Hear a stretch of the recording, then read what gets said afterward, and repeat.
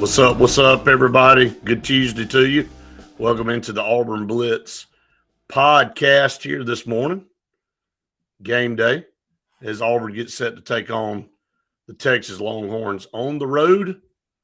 And we'll see if Auburn can get their first road victory in the conference out of their first try. So already off to a 1-0 start. Do some updates on some recruiting.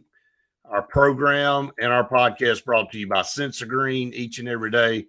For air that's cool and clean, call on Sensagreen.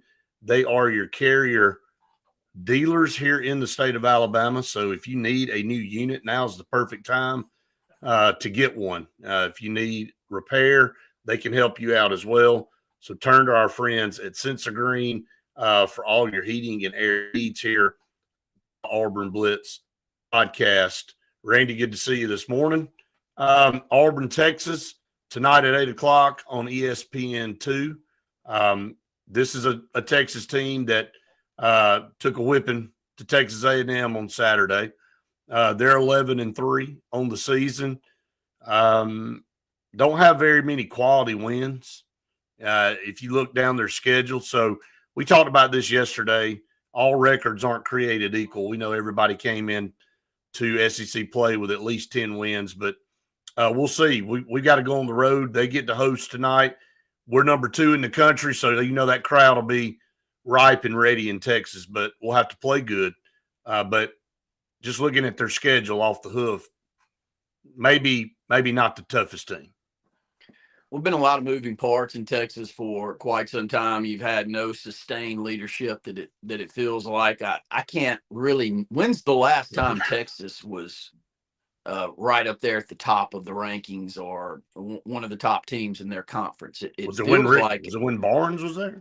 It feels like it's been a while, and Rick Barnes has had a tremendous run here at Tennessee. So if that tells you how long ago it was, and I don't keep up with Texas, especially when they were outside of the SEC enough to have a real answer on that. But to have that be the first road matchup when you think it's Texas, you may think that they should put a really good quality product out there on the court, but I'll take it.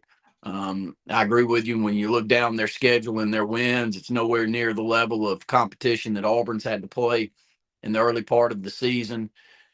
But all SEC road games, and I know they're new to the SEC, but all of them on the road are really difficult, and you can lose any and all. You know, I was in that Dandy gym a few years ago where I thought we were far and away the best team, and we end up losing that basketball game, and it wasn't one that any of us thought we would. So beauty of this team, though, is we can win in a lot of different ways.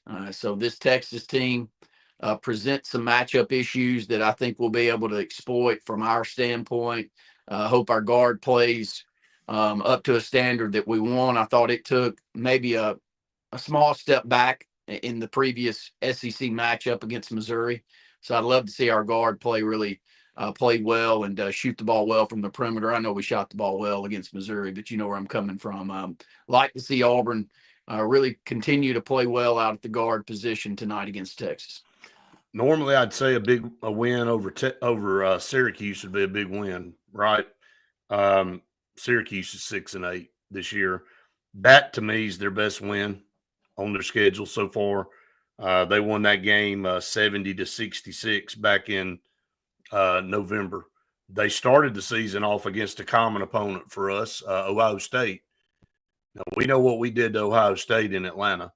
They opened up in Las Vegas with Ohio State and lost 80-72. So if you want to do a cross comparison, now again, that's the first game of the season.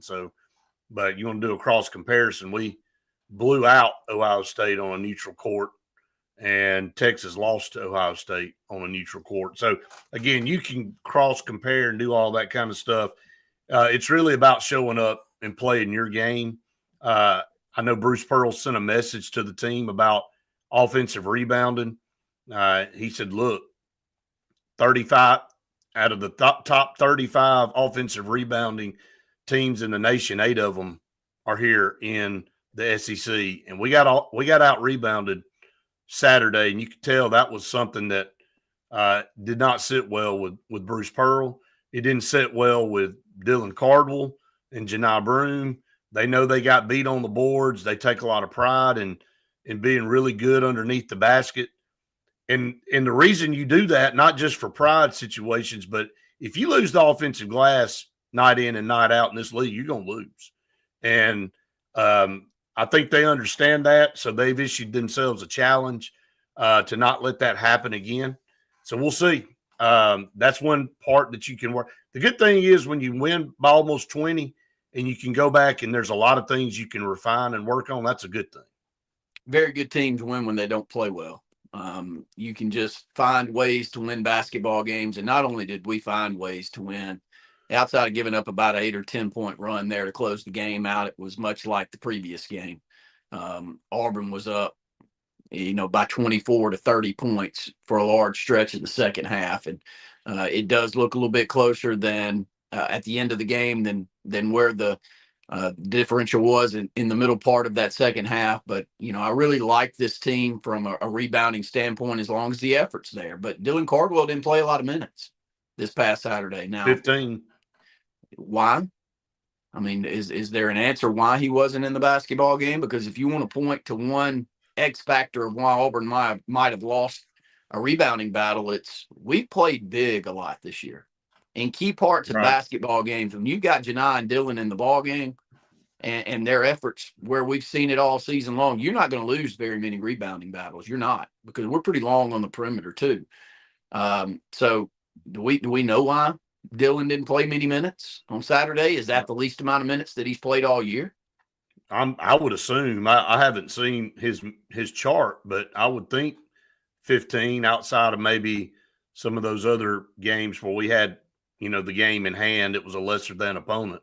Maybe he didn't play as much, but, against an SEC Open and Missouri team at home, probably a little surprising that he didn't get more minutes. But again, we saw a game where I think Bruce Pearl found a way to some minute quality game. I think you're going to do that when you can. I know you want to beat everybody by 40, but at the end of the day, if you're getting guys off the bench and working them in and getting them more valuable minutes, I mean, look, there was a learning experience for Tahad Pettiford and Ja'Kai Howard in the second half with the turnovers. You can't be careless. That's a good teaching moment. You can talk to a guy about being careless, but when you actually can pull up the film and see, this is what I'm talking about, son. This is what I'm talking about, where you can't get out of your mental state in a game and decide that you want to play one-on-one basketball because the guy across from you is challenging you. You still have to play within the system. And that's what Tahad Pettiford and Ja'Kai Howard kind of got away from. Tahad Pettiford played one-on-one basketball with the guy that was guarding him. He turned the ball over. He didn't shoot it well in that stretch, but now Bruce Pearl's got some film that he can show him instead of just talking to him about it. Again, I think you can steal quality minutes. I hate to say steal it, because Todd Pettiford is he's a guy that should start or comes off the bench. He gets a lot of minutes. But most of the time in SEC play, you can't afford to go much past your 6th and 7th guy because of the competition. But so when you're able to open up a lead, you feel confident that you got the game in control and you get bench like Auburn. I think Earl, that was his strategy. Well, I felt like the strategy, the majority of this season's not to go into basketball games with set minutes that you can't go one way or another from. And I felt like we did maybe a little more of that last year than even Bruce Pearl or others would like. And you and I see it in the high school ranks a lot now.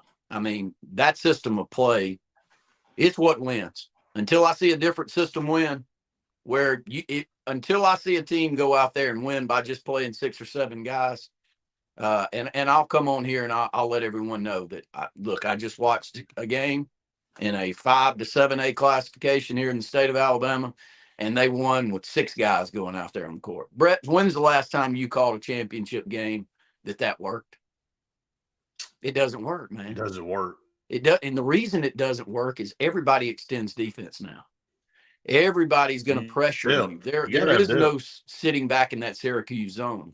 Very few teams implement that, even in the high school ranks. And I bring that up, and Bruce Pearl had a lot of set patterns that he wanted to play last year.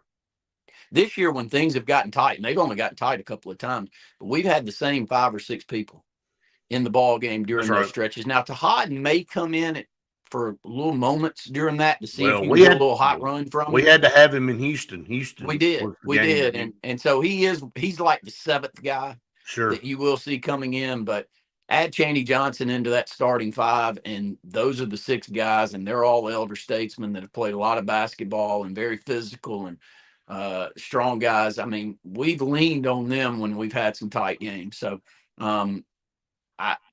it's kind of easy to go back and watch a few runs where Auburn doesn't look at their peak, but then you also have to take a step back and go, man, we get tight, I feel real good. And I keep going back to this. When Denver Jones in the basketball game, we're a lot better basketball team. We just are. I mean, he's distributing well. He's very physical. His own ball defense is outstanding.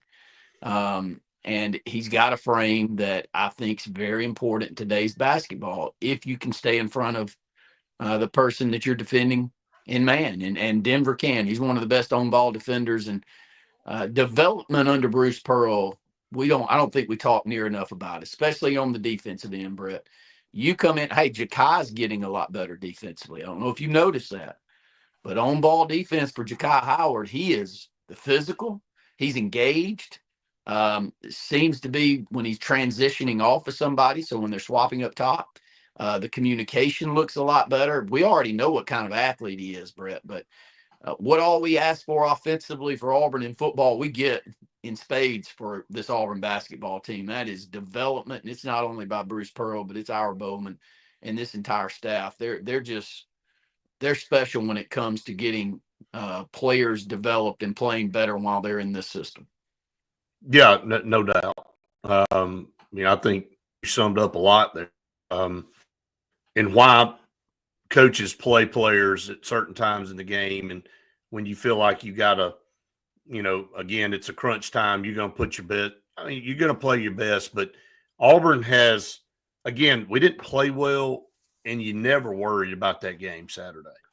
And so it's not that you're spoiled. I can't remember who it was yesterday on the show with Jim. I think it was Bubba that said, didn't feel real good about the way we played. I guess I'm spoiled, and because you won comfortably. And I think that's what Bruce Pearl doesn't want to have happen, is complacency to creep in. We've seen at times and gets out the last couple of years, and then it kind of gets sloppy in the second half. And that's easy to do. That's human nature when you got a team beat down and you got the game in hand. You don't want to. It's hard to keep that same intensity as if it's a 2 or 3 possession game and you're trying to hold on to a lead. So that's human nature. Texas is led by a freshman point guard and Trey Johnson. He has 19 points again. And that's not uncommon. You see freshmen leading a lot of teams nowadays. So we'll see how it plays out. That's where we've gotten better is guarding outside along the perimeter, and we've got more physical at the guard position. So that's an interesting match between Denver Jones and Trey Johnson. Well, I just bragged on Denver, and when he's in the basketball game, we're just a much better team. But Tahad is one that when I'm at a ball game and I want my son to really watch someone and watch how they play defensively and position their body when their man has the ball between the ball and the basket, I think he does an exceptionally good job with that. But in today's game, I watch UConn play, and gosh, man, they're so well coached, and their half-court offense, Brett, it's a thing of beauty to watch. It is. If you're going to switch, the communication's got to be outstanding to be able to do that. And really good teams will have you switch off into matchups that favor them. And so fixing that, I thought Duke did a really good job against us doing that, Brett. A lot of movement of the ball on the perimeter, which we cleaned up in the second half. Right. But a lot of open threes, and it was because of switching and communication was really poor. And if you're going to play young guys, that communication's not as easy. So I keep going back to this, and I think that it's where you're going with it too. Until you get pushed, until it's really tight, you won't see the team or the 6 or 7 guys that Bruce Pearl's going to lean on when it gets deep into the season and we're playing Tennessee to win an SEC championship, or we're on the road at Alabama and we're down by 4 with 10 minutes to go in the second half. I mean, when you're down 4 on the road with 10 minutes to go in the second half, we may be tonight, then you're going to see real quickly where Bruce Pearl feels his best matchups are and who his best grouping is. And I think I already know who they are, Brett, and I bet you do too. Yeah, no doubt about it. And again, I think at the end of the day, it's about being on the road and knowing you have 9 games, 9 home games. I'm not saying that any of them are easy, but if you had to rank Auburn's road games, this one probably would be, if you were ranking them from hardest to least hard, this would be probably 8 or 9. I mean, I hate to say it, and it's hard to tell somebody that 11-3 team is a must win, but this would probably be one of the weaker road trips for Auburn in the SEC. So we'll see. You got to take advantage of it. You got to win. Again, we said it yesterday, the schedule is favorable in these first 4 or 5 games with the way it sets up with who Auburn's playing and where they're playing them. The flip side for Texas is they have us, then they have Tennessee Saturday, then they have, I can't remember, they have another game, and then they have Florida. That's 3 out of their next 4 games. You got the 3 highest ranked outside Alabama teams in the SEC on Texas' schedule in the next 4 games. So they know what they've got coming. They're also looking at Auburn, even though Auburn's number 2 in the country. They're looking at this as a home game, and they're like, look, we've already been on the road and got beat by 20 by Texas A&M, who was ranked. So we got to do everything we can to get a win. And how big would that be for their program if they were able to knock us off tonight? Would be massive. But all this talk that you and I do and everybody else that's talking head, it really doesn't matter. You know, the beauty of this team is how old we are, how many of these guys are used to going on the road in the SEC and know how tough it's going to be, Brett. If this was a really young team like a Duke, who I think's as talented as anybody out there, which, by the way, you can pull up. I think since they've started ranking on KenPom, and I'm not positive it's KenPom, but one of the ranking services to determine who the player of the year in the country is and all the variables that go into there, Cooper Flagg is 5th all time. Did you see this tweet yesterday? I did. He's 5th all time on that listing. That's how good he's playing, Brett. And the problem is he's 2nd in the country right now because Janai Broom's 4th all time on that same set of variables that they put into determining that. But that's how good that Duke team is. But it's a young team, Brett. It's a very young team that goes on the road. And it's leaning on, you know, a freshman who's going to no doubt be picked number 1 overall in the draft. And we already know that. So I'm not questioning what kind of talent he is, but I'll take my chances with a guy that's been doing this for 3 or 4 years to go on the road and know what you're going to get. Now, Texas is a new environment, and we do have some young guys that are going to be going on the road. But the thing about this Auburn team is we have played in some neutral site, and you consider that Houston game a home game for Houston too, because we're over in Texas. We put this team through the ringer before the SEC started. So I don't think they're going to bow down to any, you know, they're not going to blink. They're not tough atmosphere. I don't believe that's going to happen tonight. I don't. All right, I sent you guys a chart over yesterday in our group that showed the top 20 offensive teams in the country, the top 20 defensive teams in the country, and then the teams with 13 plus wins. It's a 3-circle chart. You know, they all cross over. The only 3 teams in the country that have 13 plus wins right now and have a top 20 offense and a top 20 defense are Auburn, Tennessee, and Marquette. Now, there are a few other teams in that section where all 3 cross over, but they don't have all 3 like those teams.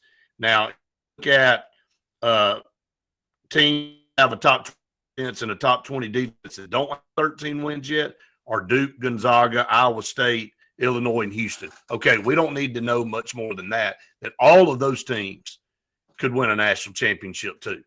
They've played, and again, we talked about this yesterday on the show, all schedules aren't created equal. If you look at Tennessee's schedule versus Duke's schedule, it's not even comparable. Tennessee has not played the teams that Duke has played. Same with Iowa State, same with Houston. You know, I've said that Iowa State game at the end of the year will end up being maybe our best win on the schedule. I still believe that. The only difference now between Auburn and Iowa State's that head-to-head matchup. And they've got 2 losses. We've got 1. And if they would have beaten us, they'd probably be ranked number 2, and we'd probably be ranked number 3. But there's a boatload of teams that have 13-plus wins, but they don't have either a top 20 offense or top 20. Got 2 more SEC teams that have 13-plus wins and a top 20 offense, but not a top 20 defense, and that's Florida and Mississippi State. So you've got – we know those 2 teams.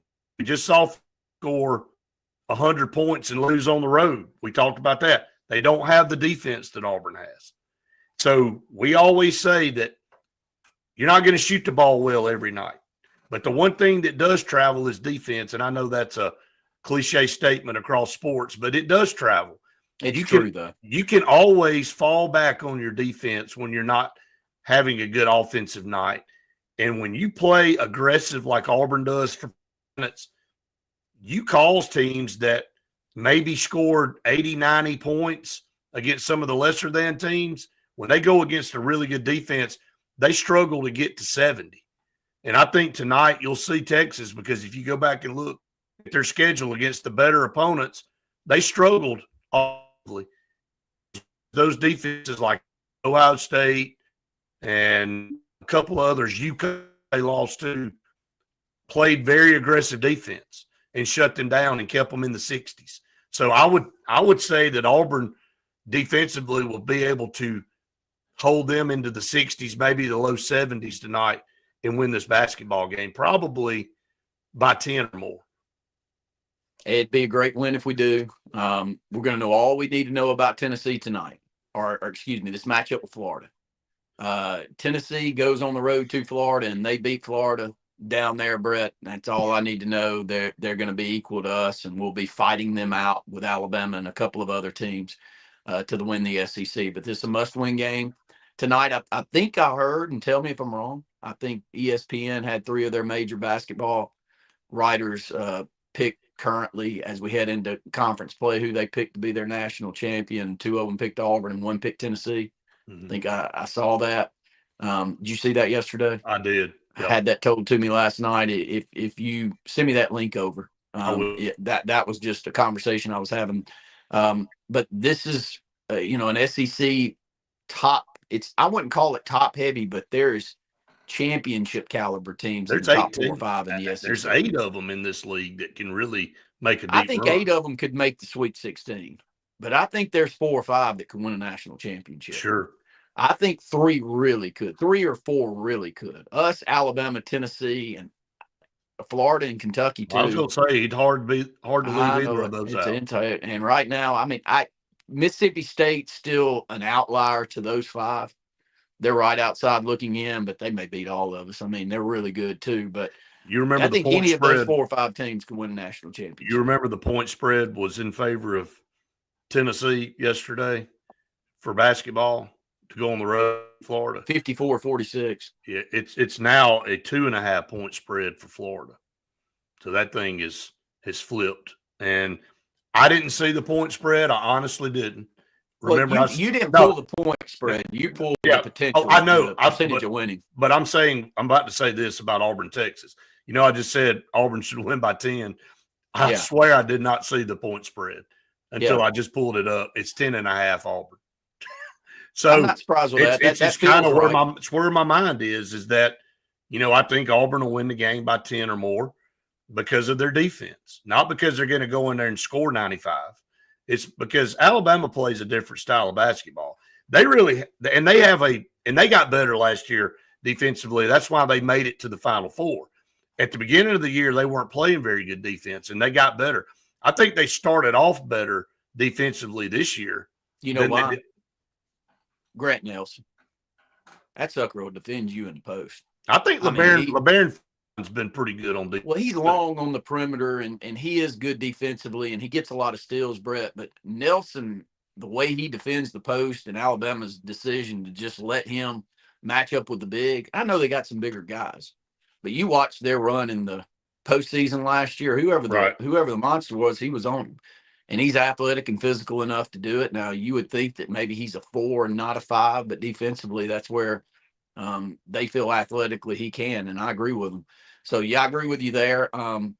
But if Auburn were going to Florida to play down at Florida, I wouldn't pick Auburn. Like, I think we're – but until you go on the road and play at some of these venues, we know how hard Florida is.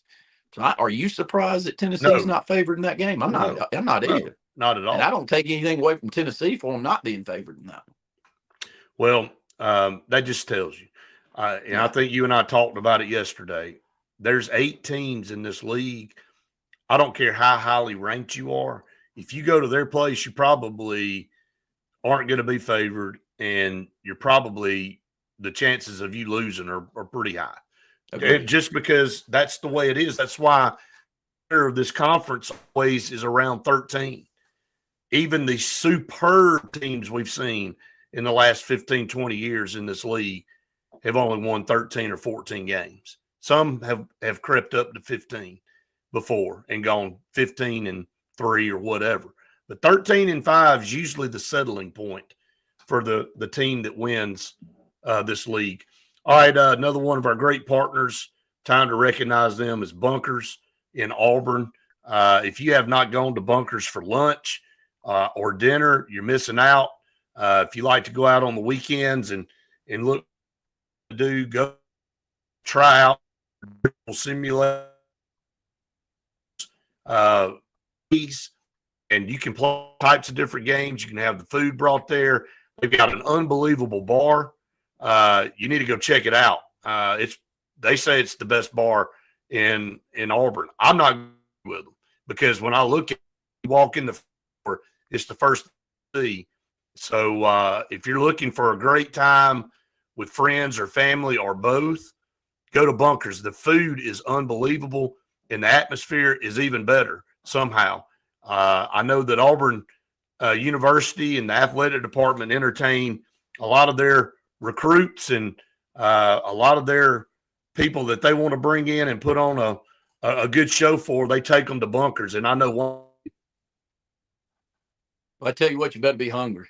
Brett and I went last week, and they put a plate of food down that I was watching Brett and the people that we were with and thinking, do you know how many naps I'd have to take if I put all that down me at 12 o'clock? So they feed you when you go in there. And another takeaway I had, Brett, you got that bar. Josh Brewer and I, my Sign Source partner, we like to go eat Mexican a lot at lunch. And I look around, and I think everybody else will notice this too, but there's a lot of humans that have them a drink at lunch. Have you noticed this, Brett?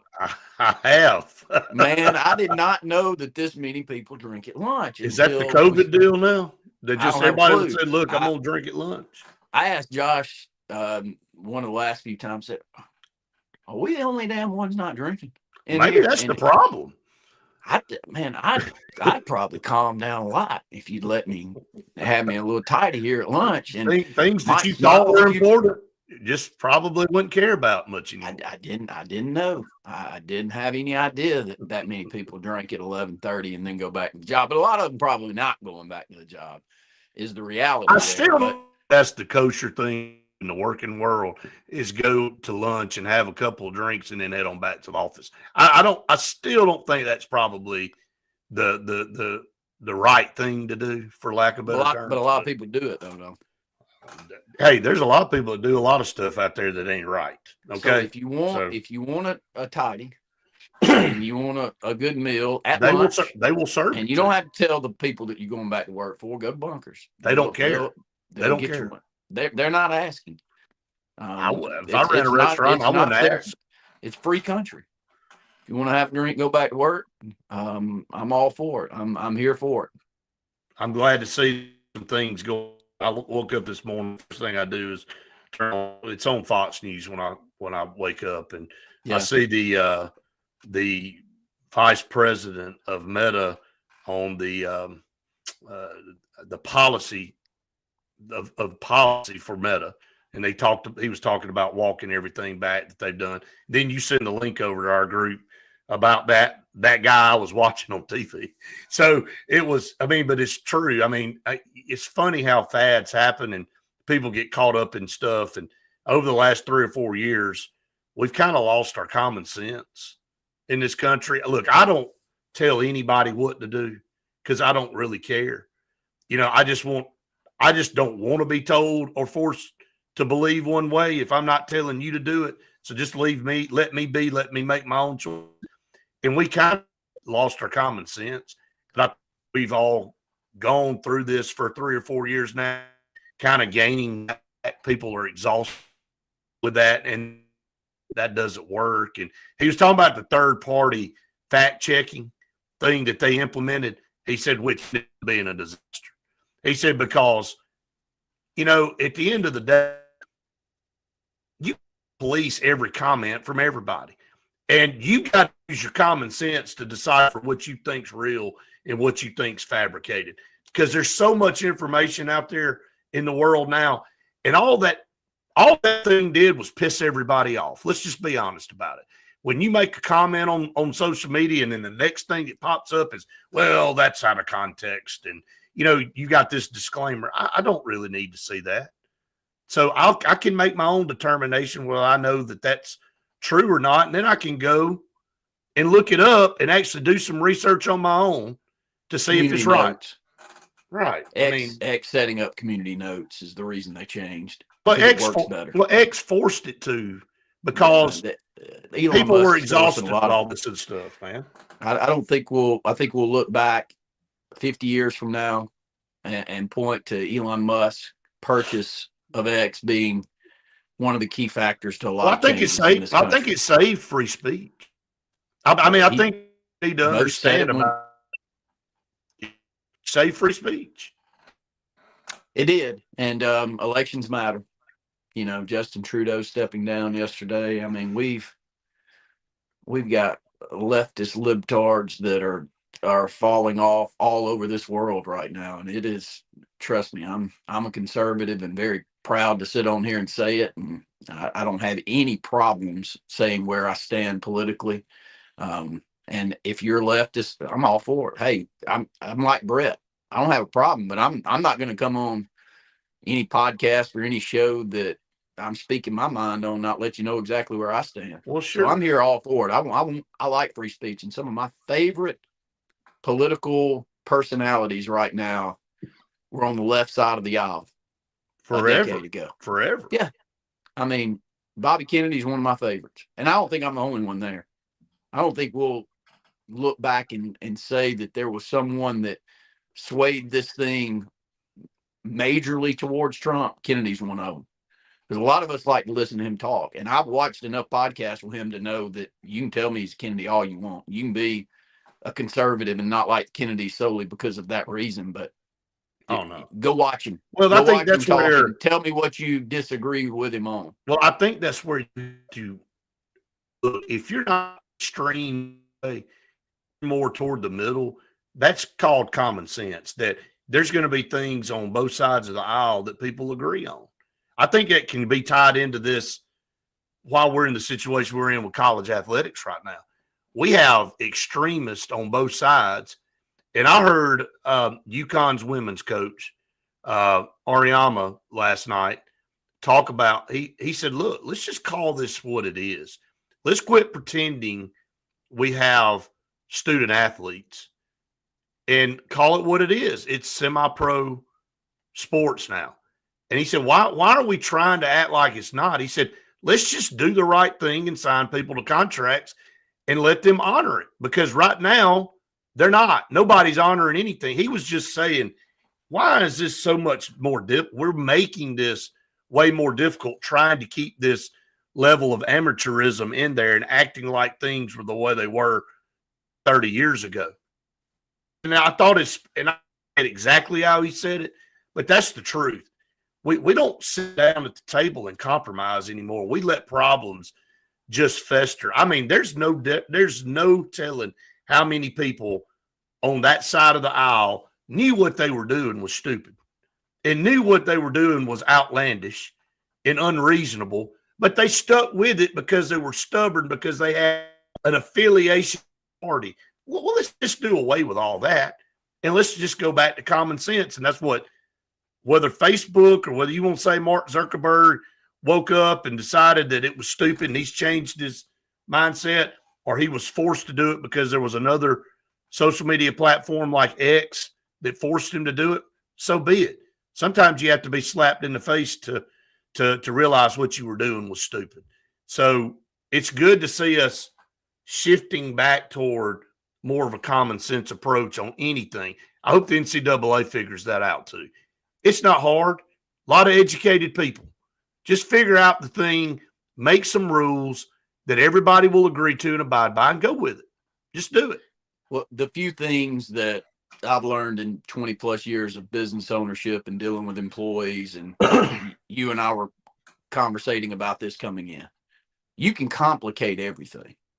It's really easy to go into meetings and just complicate everything. And everybody's got 50 different ideas. And you can go list all 50 of those, and hell, nobody does anything besides run their mouth, and they list them down, and nobody, and then you go out and put your hands in the middle break, and you go out and nobody does anything about all 50 that were listed. And I've been saying this about the NCAA. Don't list 50 things. Go get Nick Saban or somebody that you trust to be the mouthpiece for you and list 8 or 10 things that you're in demand. Power 4 conferences. We hold the leverage. We're the ones that you're watching, as Luke Robinson, our good friend, always says. Who are they watching? Who are the eyeballs on? They're on Alabama and Auburn and Oklahoma and Texas and all of these teams. So you got the leverage, and go in there and say, here's what we're going to do. We're going to take these 8 or 10 things, and we feel like it's fair all the way around, and we need it. And all the coaches and all the Power 4 have agreed on these, because you're never going to agree on many more than that, Brett. You're not. No. Everybody's going to have a million different things that are important to them. But if you can't get to the table with the things that everybody seems to feel are a must, and that's my problem with the NCAA right now. I mean, I keep saying that. So what do you think are the 5 key things that the NCAA needs to go and do and clean this up, Brett? Because I saw REM's comments. And when you see more Patino a couple of days ago. I saw what he said. And REM, yeah, I mean, they're all saying the same thing. Man. They are. Nick Saban, people that we respect as coaches. Right. I mean, those are 3 names. You may not like Patino off the court, but my gosh, nobody of our generation's been much better coach on court. Well, they're just talking about the headaches and the things that's a lot that's not allowing them to do what they are paid to do. I said that they got into the profession. Well, right. A coach is paid, to do a job, and that's to go win basketball games, softball games, baseball games, football, whatever coach it is in whatever sport. They're paid to do that. And all of this stuff, that these external factors, Randy, it's no different than being in a job. If you ask an employee to do something, and you say, here's your task, this is what you're hired to do, and I expect you to do that job to the best of your ability. But every single day you walk in there and you add something else to them. Hey, I want you to continue to do that job at this level, but I need you to do this now. And then tomorrow you walk in and you add something else, and then you add something else. And now all of a sudden you got this person doing 5 things, and you're wanting them to do all 5 to perfection. That's what we're having fans require of these coaches. And it's, again, I know you were a staunch supporter of the players, and I know it's kind of come back to middle ground with them. And I heard exactly what you were saying. And I was not some staunch defender of coaches. What I was saying is that they had a contract in place to do a job, and they have to be held to that contract, or they either pay a buyout or somebody buys it out. There's some types of regulations to it to get out of that contract, either being fired or them leaving on their own. What they're saying now is, I can't do what you're paying me to do well because I got all this other junk I got to worry about. All right, look, we know that for a fact Auburn's coaching staff was on the road yesterday. And we know that they were up here in Alex City and they were looking at Sedarian Morgan. We know that. We also know that they were over at Omar Madson's house in Auburn.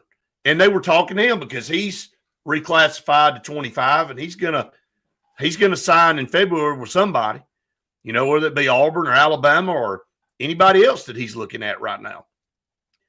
But, there's teams still playing college football right now, Randy. Now, we still have the playoffs that are coming up Thursday and Friday. And then you have the national championship game the week after that. We're about a month and a half away from spring football practice starting. When do these guys get a chance to actually reflect and figure out how they're going to scheme and get things ready to play and put a product on the field? And again, I'm not trying to make excuses because they get paid a lot of money, and I'm not feeling sorry for guys that make $7, $8, $9 million a year. But we have made their job tougher. And I say what our expectations are, and them having to manage 2 portal windows and NIL money and everything that goes with it, and expect them to always be at the highest level of their sport. Well, we had a long talk last year about when does it run the best college coaches out of the game. And mine and your answer was it could be now. Now, Kirby Smart's held on. The Falcons haven't swayed him away. Some other coaches have held on that were big names out there that we were speculating may end up going somewhere else. So great comments. And, I think that, the issue with all of it when it comes to those coaches is quit allowing there to be gray area. That's my problem. Right. There's no gray area. The only way you get the gray area gone is to pick the things you demand and the way that you want this to play out. I've not heard a coach say that they disagree with players making money. Who's the last coach you heard that from? Nobody says that anymore. Nobody ever says that. Everybody's realizes this is a massive money-making That's not sport. what this is about. And Sedarian Morgan, Lord knows, I hope you have to carry your money into your house for the next 25 years in a darn Brinks truck. That's how much I'm cheering for that young man. I mean, he's got generational talent. You and I see it every Friday night. I'm proud for him and his family that's coming. I'm all for it. But also, and I'll say this, and I'll use him as an example. I don't want to see him show up at Auburn and have Perry Thompson snaps and then run away from a little competition in the first year when there's a really good chance that year 2 he can make a massive splash and end up being one of the top overall in NFL prospects for the next couple of years. And it just took him a year. I'm not saying that that's going to happen. I'm just saying Perry Thompson was Sedarian before Sedarian was. And we happen to have him on campus right now. And I still watch him get off the bus. I'm like, let him off first. That's how good looking Perry Thompson is to me. So I'm really happy. But you get where I'm going. I mean, I'd like for him. I love what you say, Brett. I keep saying it. Sign up for 2 years. It's like if you're going to make this a professional deal, like Gino Auriemma says, then go and look at what their setups are and pick the ones that you like the best. And one of them I really like the best is you can't become a free agent until you've been in the league for a few years. And then you can go be a free agent. You go sign your big deal like Cam Newton did. When it comes up to that free agency contract, if you want to go somewhere else, so be it. And I like that in college football now. But you got to commit to a contract, and you make all the money you want to make NIL. So if you have a massive year, Cam Newton, and you're going to stay around for another year, Janai Broome, and you can go out there and bring in $4 to $10 million a year from an NIL deal. I'm talking about the old school NIL deal, not what this collective has become, Brett. But that original contract that you signed with the university, you can say it's one way or another, but that original contract you signed, you got to deal with that for a couple of years. And then the school and you have to decide after 2 years if you want to stay there and renegotiate that deal, or you want to go and take your talent somewhere else and take all the money, again, in that Brinks truck that you can possibly bring back to your hometown. And I'm all for it. So I don't think, Coach, is my point, though, at the end of this, and I'll kick it back to you, is until you can get to a playing field that everybody knows what the rules are, I say this about elections. Elections do matter, but I don't sit around and worry about it. Just tell me the rules that you and I've got to play in, and the other business partners I have and my family have got to play in. I'm going to figure out how to play it better than most. I got a lot of confidence that we will. And those rules change all the time politically, don't they? Well, right now we just need some ground rules for a short period of time until we can get all of this cured. And I don't know who the hell the leader is that's trying to get any ground rules set in place. Do you? I don't sense that there anybody with the NCAA. There's nobody. There's nobody talking about it, and except us. You know, well, all the talking heads like us. We're all talking about it, but the people that should be doing something about it aren't, or at least anybody that they are. All right, so here's another point, and here's another curveball. Not, Oregon went from being number one all year to losing the way they did in the Rose Bowl to Ohio State, and probably their number one recruit in the class after signing with them, okay, has already gotten in the portal and gone to Cal. Their top quarterback from Hawaii. He was with them at the Rose Bowl, Randy. And then after the game said, I'm going to go on down to Cal now, because that's what you can do in this world. And again, what you were so enamored with Oregon and you loved Oregon, and all of a sudden you sign, and then a few weeks later you're off to Cal. And I'm not I know he visited Cal, and it was probably one of the teams he was looking at, but man, you made a commitment, and now you don't have anybody. What are you signing? I mean, the NCAA pretty much said that letter of intent doesn't mean anything anymore. What was it, last year that they said it? I can't keep up with it. But they watered that down to the point that doesn't even mean anything. So you got a guy that is part of a current recruiting class. The second signing day is not even come yet in February, and you've already got a guy that's gotten in the portal and left to go to another team. And this is what we're teaching kids. It's not about the future. It's about the right now, and the decisions they make. They can't see the impact of what they're doing 5, 10, 15 years down the road. We talked about setting these kids up and teaching them how to live after they get finished with sports. The transfer portal right now is only viewed as a leverage tool by these players. When they don't get what they want, or they get a better deal, they hop in and they leave and go somewhere else. That's not how the real world works, man. And what you're doing is you're setting them up in a lifestyle that they can't maintain when they get out of school.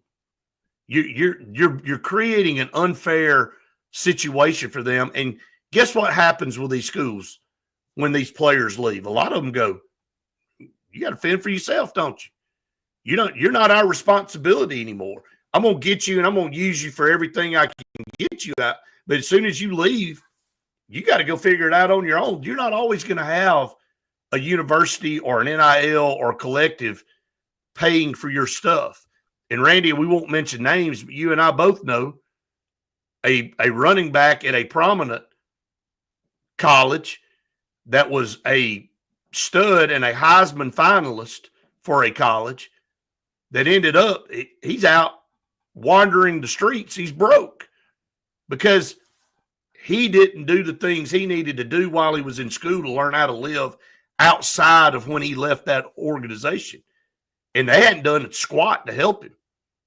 And that's coming out of the horse's mouth, man. And look, that's what you're doing. It's easy in the moment to make what you think's the best decision, but are you doing what's best for your future? We're not teaching a lot of these kids what's best for their future. All of that's really hard to say how you structure that. But I think that you've got to get the contract in place. That's a must. So back to my question to you, what are the 5 things that the NCAA really needs? And maybe we need to do a whole show on this and get others to chime in. But pick those 5 things, give somebody some leadership, and allow them to have some teeth and go out there and negotiate that for you. Until that, we're going to sit on here for 45 minutes every day for the next umpteen years and give the exact same spiel that we are now, because it's very hard to talk about anything else. because it's that important. It's what's driving the sport and the industry right now. It's that important. I mean, and when you and I come on air and there's one coach after another that we respect, like Gino Auriemma, saying what he did yesterday, you got to come on as a talking head and say, here's another great coach, Rick Pitino, this past week. And Miami's coach deciding that he's going to retire midseason, and Nick Saban walking away from the game. And quit pointing fingers at all the coaches out there and acting like they're all hypocrites. When one says it, okay, I get it. But when 5, 7, 10 of the greatest to ever do it in their sport come out and have a problem with it, you probably need to stop and reflect and actually take that in and say, yeah, this is broken. You have to make a movement to doing something. And right now I don't sense what that is. And maybe they'll get that corrected. I've seen a lot of people really asking for someone to take the reins, or at least putting someone like Nick Saban in charge there, and I'd be for that. But Justin sends a message over, names connected with the edge coach Jeremy Garrett, Joe Schaefer, the defensive back coach at Syracuse, Clint Senham, outside linebacker coach at Illinois, Nick Williams, the edge from Syracuse. Don't know any of them. You know any of them, Brett? The two guys from Syracuse I know are really good coaches. I don't know anything about the outside linebacker coach from Illinois. And then Jeremy Garrett was at Auburn at one point in time. So, again, all about connections and relationships. That's how coaches hire other coaches. So there's obviously some connections there, maybe through DJ Durkin and or Hugh Freeze or both. So we'll see. We'll see if one of these guys ends up being the addition to the staff, but they do have to fill that spot with Tanner Burns moving from special teams coach over to the nickel position. So we'll see how that all plays out. That'll be fluid. But, I will say this, Randy, about, hey, Hugh Freeze, he's working. The number one player in the state of Alabama in the 26th class is right here in our hometown in Alexander City, and they were up here yesterday. So, and I know a coach just a few years ago that probably wouldn't even been able to find their way up here. And we know that there were great players scattered all around him in a 100-mile radius in any direction. He didn't go visit any of them. And so we do have that effort going on. We are out there busting the trail as hard as any college with our coaches trying to get the best talent to come into Auburn. And it's showing.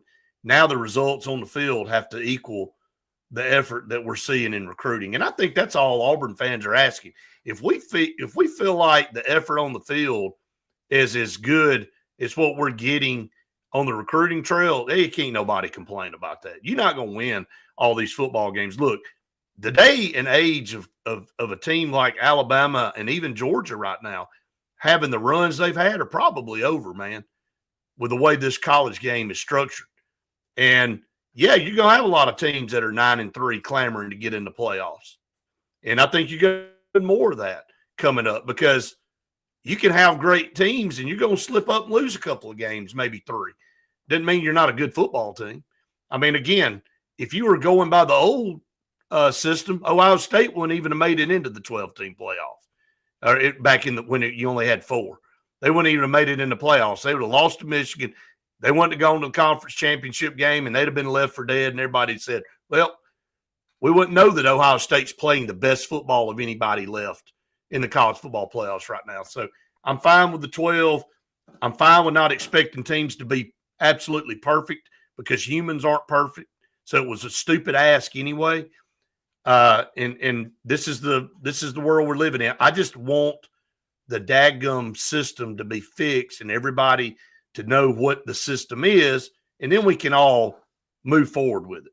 And that's the summation of it. You and I work high school sports as hard as we work talking about Auburn, probably more. I'm going to get off this podcast, and I'm going to go make a dozen AHSA posts for Players of the Week around the state of Alabama, and I love it, and a lot of you out there love it too. So the idea that Hugh Freeze and this staff care as much as they do about recruiting the state of Alabama takes a lot of any negativity that I say based off of what we see as a product that goes out on the football field, and I throw it away. And I've been saying that for a long time. And I said it about Brian Harsin too, but we didn't get the effort.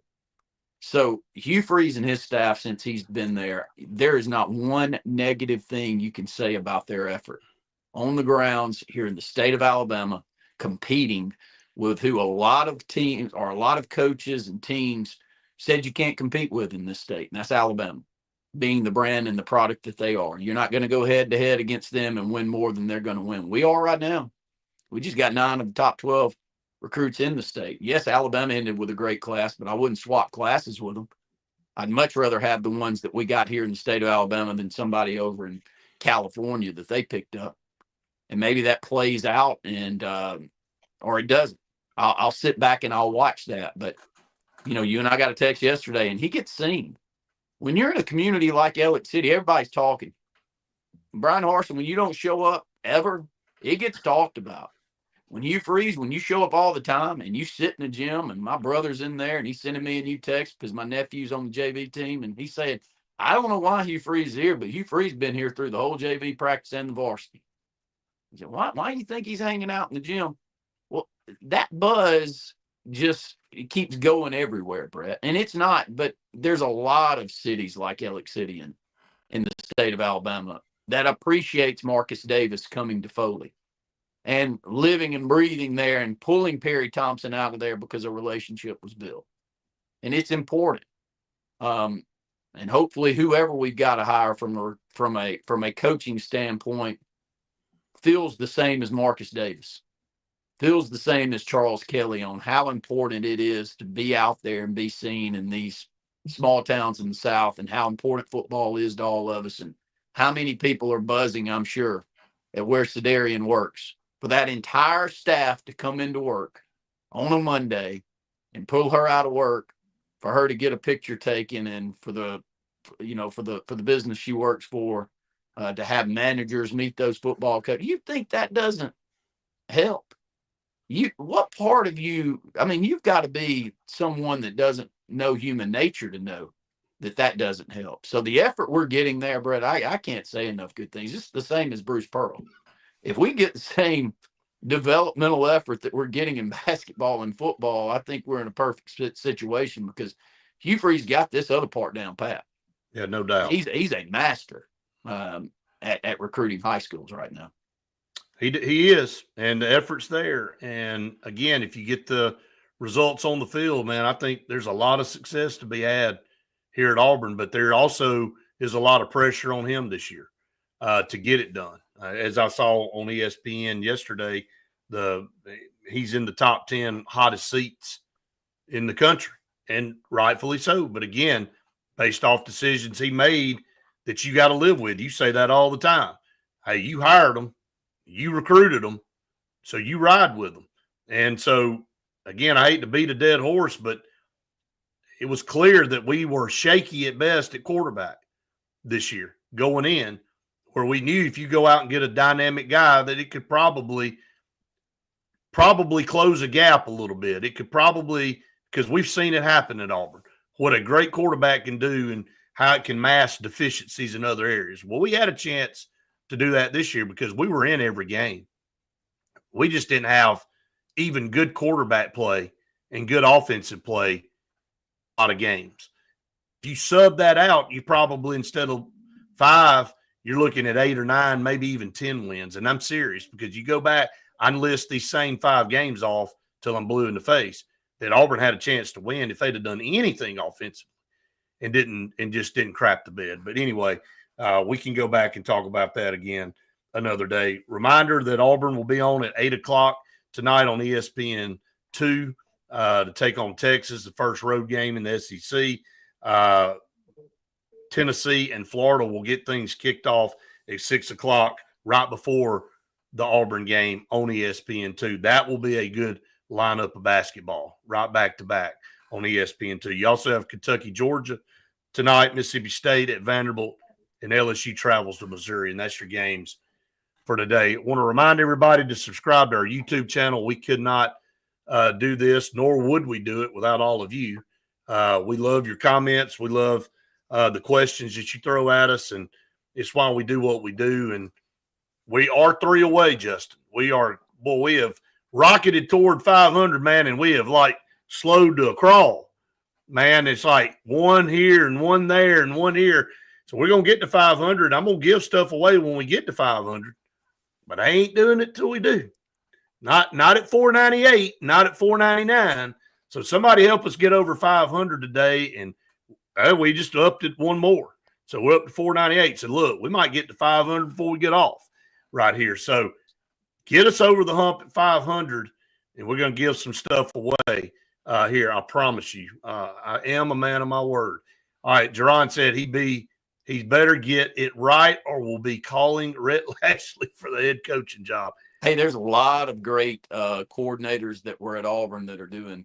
Kenny Dillingham's doing an amazing job at Arizona State. We had 2 coaches, man, in the college football playoff. Sure did. Rhett Lashley and Kenny Dillingham. And, we want to run them off. But, Kenny Dillingham was a big reason Bo Nix ended up at Oregon, too. A lot of people forget about that because he left and went to Oregon, and that relationship Bo Nix had with him. And relationships matter, Randy. You just talked about it. That's what it gets overshadowed a lot by business dealings. But still here out there that, kids want to get paid, but they also want to feel a connection to where they're going. And they like to hear a plan too, man. Well, they do. They want to hear a process that's going to get them to the next level. And, we just need to help these coaches and administrators and kids, and everybody have one consistent goal in mind. And right now, I don't know what that goal is besides maximizing the amount of profits you can get in the short term. Well, maximizing in the short term may not be the best decision for you in the long term. And unless we help these kids realize that you've got to have some sustainability at places and adhere to contracts and make as much money as you can now, because you still do have the education, get your education and have that to fall back on that we pleaded with, student athletes for decades and decades, and now we never even bring it up. I can't remember I hate to cut you off, Randy, but it's in a very bad comparison would be like Major League Baseball when the home run race was going on between Sosa and McGwire and Bonds sprinkled in there. Everybody knew they were cheating, and Major League Baseball knew they were cheating, but they turned their eyes to it because they were getting the ratings in the here and now. That's what we've done with college football. We have diminished the education and why you go to college part, and we have become so enamored with the deals and how much money the kids are going to get in the NIL that we all know this is wrong, but we're so caught up in the moment in the trap right now, we can't get out of it, or we refuse to get out of it, or we refuse to work on it because that's just the popular thing right now when we know we've got to clean this mess up eventually. That's what happened with Major League Baseball. They were getting the highest ratings they were ever getting, but they knew it was not sustainable. They knew everybody was cheating. Everybody was on PEDs, and they knew it was all going to come crashing down, but they sacrificed the integrity of the sport for a small window of popularity. And that's what we're seeing in college athletics right now. And I don't think anybody's complaining. At least I don't hear nobody's complaining about these athletes getting paid. I've pleaded for decades. Brett knows we've been doing this 20 plus years. You may only be finding us on YouTube now, but we've been doing TV and radio in this state for 20 plus years. And I've been pleading for the start till now that the idea that Cam Newton didn't get any money for what he brought to Auburn University in 2010 is the most hypocritical thing that we could have ever gone through. And now we've swung completely in the opposite direction. And I'm not sure at the end of the day it's going to be the best thing for the kid 10 years from now. No, it's not. It may be the best thing for the kid right now at 19 years old when he's taking advantage of that skill set, making $400,000 a year. But is it going to be the best thing from the kid when we look back 8 or 10 years and he's not in the NFL? And what did we do for him during that stretch? And I think that's the main thing that Nick Saban stepped away from. He felt like he got in it, of course, to make money. We all do everything we can. We've got to, we got to fend for our family and make a living. I mean, nobody is saying that that's not the reason you do it. But what he said was the reason he did it is because he loved reaching kids. And he loved having an end goal with these kids. And the reason he got the most out of them when he was there is because he could communicate that. And they did have a relationship with him. And they still have a relationship with him after it. And from what I'm seeing with Hugh Freeze, if we can get the development, Hugh Freeze has got that knack too. Right. Well, where people he has got that knack, man. He can go out there and get kids to buy into him caring about them. And I do think he cares about them, or else you wouldn't really get into this profession to begin with. A lot of these people got into this profession before you made a lot of money to do it. No, absolutely they did. No, they did. And again, to sum that part up, you can still make money and the players can get paid. Also, you can still put priority on them finishing their degree. That's what Bruce Pearl still does. And look, you can say, well, that's – no, look how many players graduate every year from Auburn's basketball program. There's something to be said about that still. So, yes, you can have both worlds. You can get contracts, but you also can hold people accountable and say, yeah, you're going to go to class too, man, because this is about your future. That $110,000 car you're driving around campus right now is going to wear out and get old one day. You want to buy another one when you get out of here? Well, you're going to have to plan and do something for what's going to happen in your life 10 years from now, not what's going to happen 10 months from now. Hugh says college football is going to have to declare as a separate business entity from the university, similar to the NFL, to build professional guidelines to keep everything on a fair basis. I think that's what we heard yesterday. And how much does that hurt other sports and Title IX? I bring up Title IX 2 or 3 times a week. I have no clue how we've gotten to this situation. I mean, it's exactly what I just said, Randy. We've ignored every single thing that's always mattered for the immediate prize that we have in front of us. And we're so caught up in the colleges and the agents and the players are so caught up in the next best deal and this portal that they have thrown everything else out the window. That's why we're where we are. That's why nobody talks about Title IX but you. That's it. I never hear it anymore, and it's wild to me. I mean, you get into profit sharing and all that's going to come down the road with that. We see VCU committing to $384,000 a year for those that are on their basket. That's contract. That's just the base that they're going to get paid. $384 a year for Virginia Commonwealth. I mean, it's unbelievable. It is. You take a step back, you go, I wonder what the Alabama and Auburn kids are getting if VCU's getting $384,000 a year. I mean, you just have to take that into consideration. It's a wild time, and I'm all for it. I mean, I'm all for them we got kids from our community that's doing great. Now, man, I am here for it. I hope they make generational money for a long time, but I don't want to watch them 12 years from now and go, man, you remember 10 or 12 years ago, what all, and you look at him now and he's struggling. I don't want to see that happen. And I'm really worried that the direction that we've got college athletics going, we're not helping them get prepared for what's to come a decade from now. I know we're up against the close of the program. Brett wide open in Dable, Alabama. Make sure to give us a call down here with Lee Apparel. Lee Apparel's got custom screen printing, DTF printing, athletic uniforms, promotional products. We work with people all over the country. The good thing about the apparel goods, you can ship them everywhere. So if you've got a custom apparel, corporate apparel project that you're looking for, give us a phone call, 256-825-0197. Got a new location coming for both of our divisions here over in the Auburn market. It's right beside Laredo's on Opelika Road. Hope to be closing on that new building. It's an ABS building right now. We hope to be closing on that in the next week, maybe Friday. That's what we're pushing for. We'll pass that along, but you'll have the opportunity over in the Auburn market to come and do business with us there direct in the Auburn market with Sign Source. Sign Source from start to finish can handle any signage project, vehicle wraps, digital signs, billboards, entryway signs, all the way down to yard signs. Sign Source can handle it all. 256-825-0197. All right, guys, Randy and I'll be on at 12 for Auburn Blitz. Want to make sure you tune us in for that. We'll talk more about what we've talked about this morning and some other things. I know news breaks all the time in this world, so anything breaking we'll have with you. So, again, we'll be back with you tomorrow for the Auburn Blitz podcast around 8 o'clock.